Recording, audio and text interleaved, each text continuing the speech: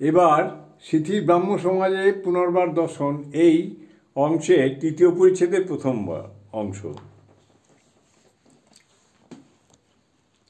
ব্রাহ্মভক্ত সঙ্গে ব্রাহ্ম সমাজ ও ঈশ্বরের ঐশ্বর্য বর্ণনা। শ্রীরামকৃষ্ণ।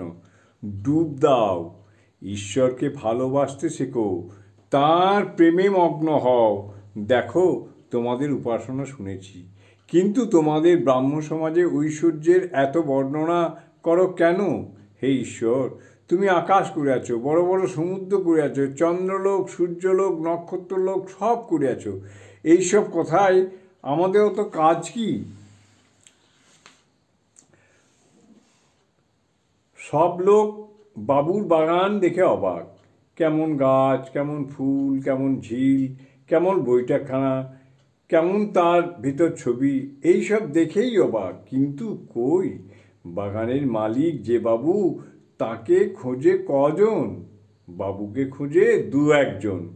ঈশ্বরকে ব্যাকুল হয়ে খুঁজলে তাকে দর্শন হয়, তার সঙ্গে আলাপ হয়, কথা হয়। যেমন আমি তোমাদের সঙ্গে কথা করছি, সত্যি বলছি, দর্শন হয়। এ কথা কারই বা বলছি, কেই বা বিশ্বাস করে? শাস্ত্র বা প্রত্যক্ষ? শাস্ত্রের ভিতর কি ঈশ্বরকে পাওয়া যায়?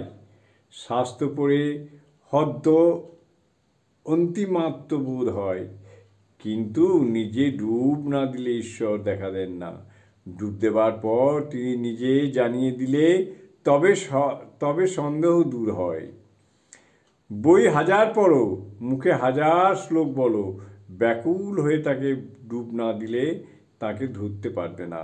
শুধু পাণ্ডিত্যে মানুষকে ভোলাতে পারবে, কিন্তু তাকে পাবে না।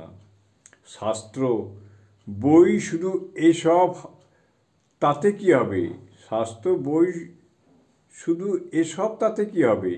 তাঁর কৃপা না হলে কিচ্ছু হবে না। যাতে তার কৃপা হয়, ব্যাকুল হয়ে তার চেষ্টা করো। কৃপা হলে তার দর্শন হবে, তিনি তোমাদের সঙ্গে কথা কইবেন। জয় ঠাকুর।